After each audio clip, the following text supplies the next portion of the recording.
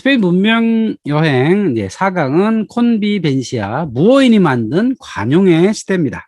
7세기경에 지중해 동부에서 이슬람이 시작되었죠. 이슬람의 첫 해는 서기 622년 헤지라라고 하는 그 해부터 무함마드가 메디나에서 단체를 이끌기 시작해가지고 이슬람이 만들어집니다.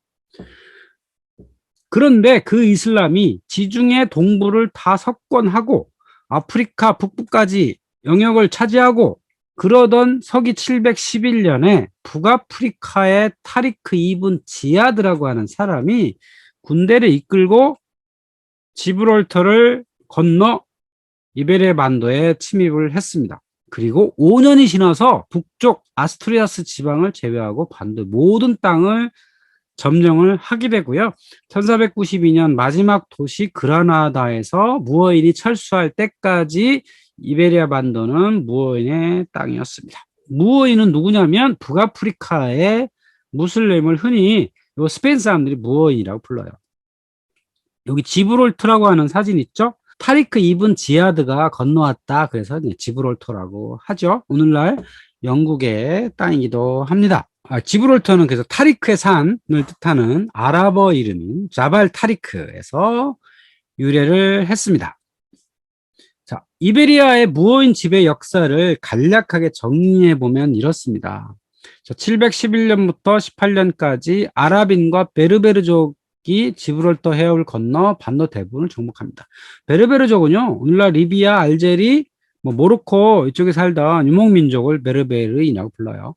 그러고 나서 무아야 왕조, 시리아에 있던 무아야 왕조의 마지막 왕자였던 무아야 1세가 시리아에서 건너와요. 그래서 왕조를 세웁니다. 그래서 후 우마야 왕조라고 부릅니다. 그 다음 시대는 우마야 왕조가 점차 약해져 가지고 여러 토우국들로 분열해서 있던 시대가 되었고요. 1086년에 모로코의 알모라비 군대가 지브롤터를 건너와서 타이파 체제를 종식해서 남부 지역을 재통일을 하게 되고요. 1250년 이후에는 그라나다 에미르국만이 남아서 1492년까지 생존하게 됩니다. 이베리아 반도 대부분을 무어인이 점령을 하죠. 그래서 이 지역을 알 안달루스라고 불렀고요.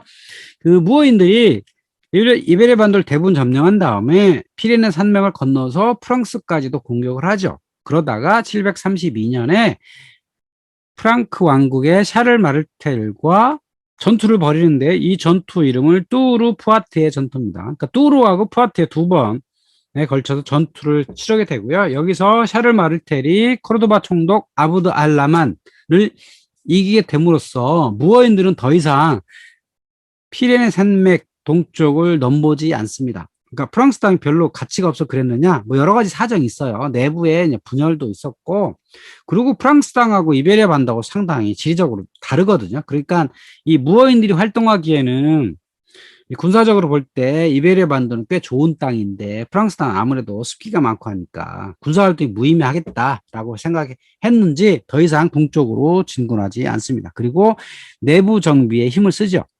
그리고 이때 무어인 지배자는 북아프리카의 아랍인, 그러니까 아랍인들이 북아프리카 와서 거기서 이제 가장 높은 계급을 차지했고요. 그 밑에 베르베르인들이 함께하고 있었던 거죠.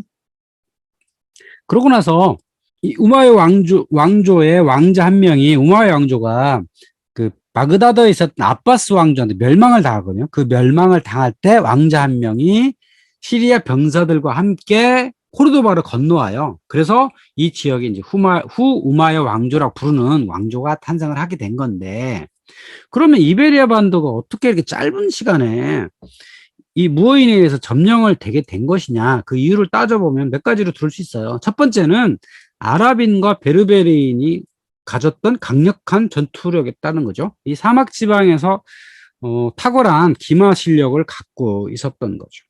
그리고 이 지역의 지배자였던 서구투인이 한 400여 년 동안 이 지역을 점령을 하고 있다 보니까 당연히 오랫동안 평화 시대를 지나니까 그 전투력을 잃어버렸던 그런 이유도 있고, 그리고 그 지역에 살던 현지 입장에서 보면 원래 서구투인 지배층이었잖아요. 한 10%의 지배층이 있었는데 그 사람들이 없어지고 무어인들이 지배층으로 하나 그것도 마찬가지니까 그거에 대해서 별로 현지인들은 저항을 하지 않았던 거고요. 또한 무슬림들이 이 무슬림 지배층이 이 땅에 와가지고 종교적 관용책을 폈어요. 개종을 해도 되고 안 해도 된다라고 하니까 굳이 현지인들이 이슬람으로 개종을 해야 할 목적이 없었던 거죠. 그래서 쉽게 이 지역을 지배를 하게 된 거고요. 그래서 이 코르도바 에미르, 그러니까 코르도바에 차지하고 있는 당시에는 이제 아바스 왕조인데 아바스 왕조 바그다드에 있는 칼리프의 일종의 부하처럼 해가지고 에미르국이다 해가지고 자신들이 표방을 했는데 이 왕국은 어떻게 구성되어 있냐면 맨 위에 상층부에 소수의 지배층 그리고 대부분의 이교도인이라고 하면 유대인, 기독교인이겠죠. 이 사람들이 이렇게 구성이 되었던 거고요. 이 기독교인과 유대인들은요, 종교 선택할 수 있었어요. 굳이 이슬람으로 개종을 하라고 강요하지 않았습니다.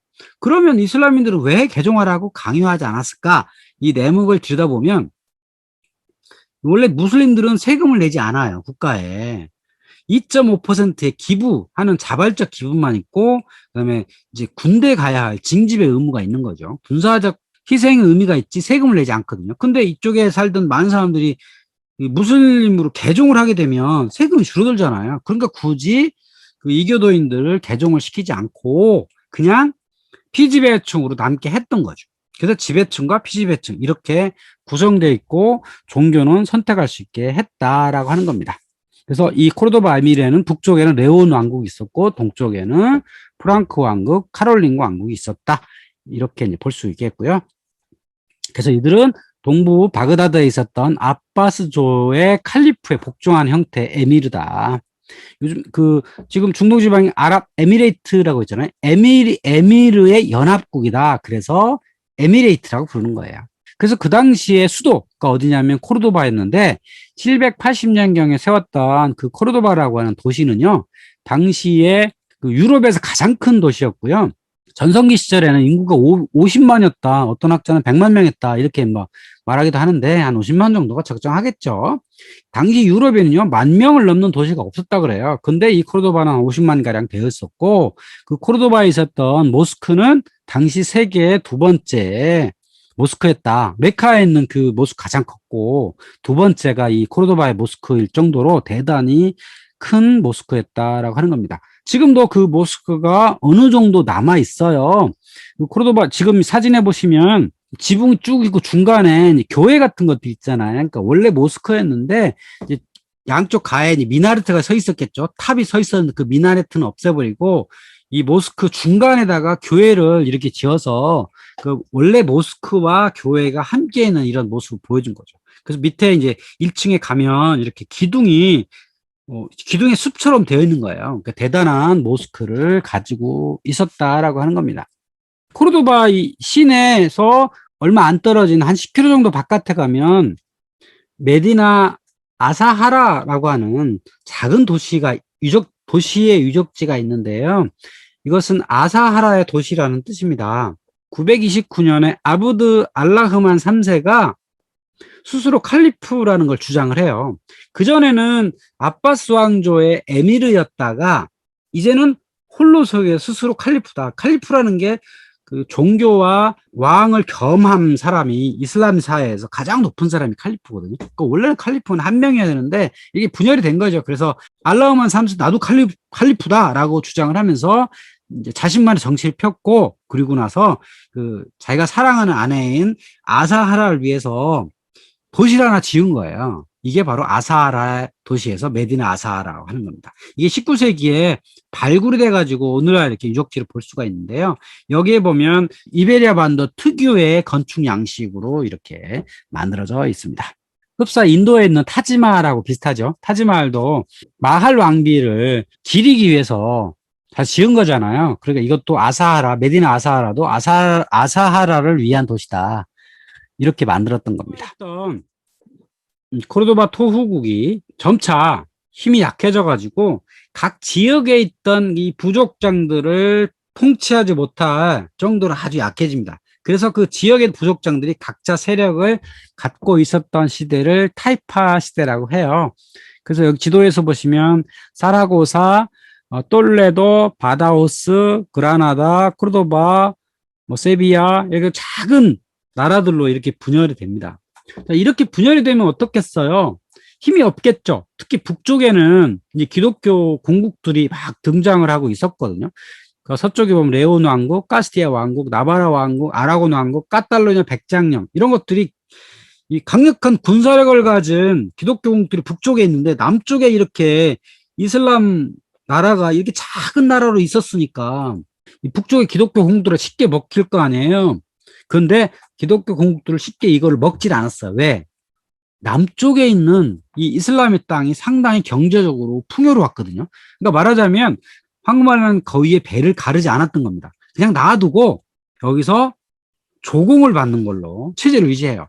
왜냐면 이들이 경제력이 뛰어나니까 그러면 정기적으로 조공을 받는 거예요. 만약 거기를 쳐들어가서 이 왕국을 없애버리면 자신은 경제를 할 만한 능력이 안 됐거든요. 그러니까 이 이베리아 반도 북쪽은 주로 산악지대예요. 그래서 이 경제적인 어떤 능력은 없고 산악지대에 살다 보니까 당연히 군사적 능력만 있어가지고 북쪽에는 군사력이 강한 기독교 왕국, 남쪽에는 특히 남쪽의 모로코와 연계한 상업 활동이 아주 뛰어났기 때문에 무어인 타이파들은 경제적으로 뛰어났다. 그래서 조공을 바치는 형태로 기독교 공국과 이슬람 왕국들이 이제 세력 균형이 어느 정도 이루어지고 있는 상태가 타이파 시대였습니다.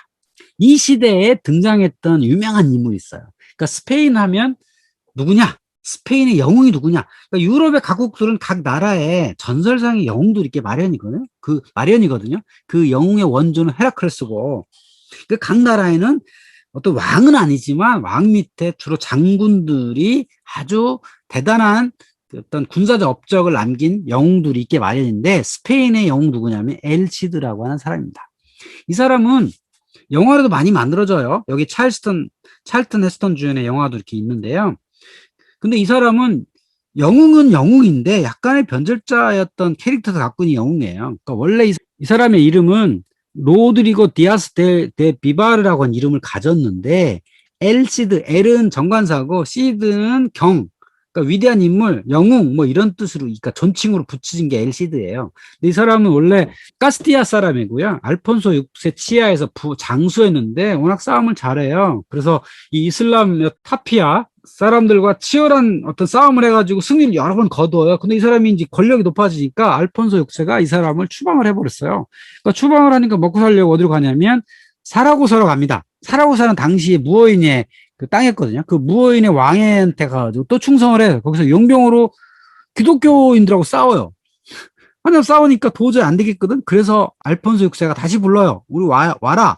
그랬는데 그거 싫다고 자기 병사들을 한 10,000명 이끌고 어디로 가냐면 발렌시아로 갑니다. 그러니까 발렌시아를 가가지고 발렌시아는 또 이 그 무어인 왕국이었는데 거기를 점령을 해요. 그리고 거기가 자기가 이제 왕이 됩니다. 그래서 거기서 지배자로 있다가 죽게 되는데 기독교 공국에 있었던 기독교인이었다가 사라고사 무어인에서 용병을 했다가 다시 기독교 공국으로 갔다가 다시 발렌시아로 가가지고 또 무어인을 물리쳤다가 이런 어떤 그 변절의 캐릭터를 가진 사람인데 어쨌든 스페인 사람들은 이 사람을 되게 좋아하는 인물이었다라고 하는 겁니다. 그래서 영웅과 변절의 캐릭터를 둘 다 갖고 있는 엘시드라고 하는 사람이다. 11세기경의 인물이었다라고 할 수 있겠습니다.